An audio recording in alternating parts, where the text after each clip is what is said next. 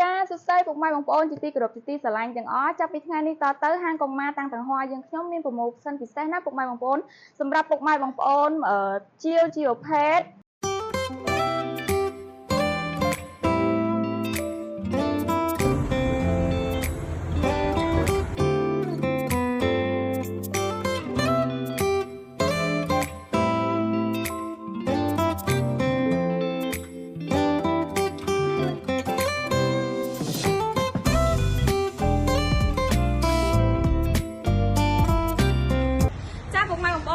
ដែលបងប្អូនរៀបរាប់ខាងលើមិញពុកម៉ែបងប្អូន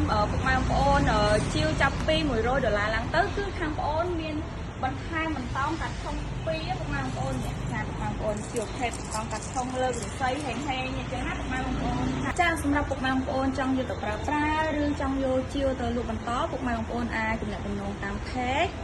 ឬតាមលេខទូរស័ព្ទ011 484 093 4 112បានណាពុកម៉ែបងប្អូនចា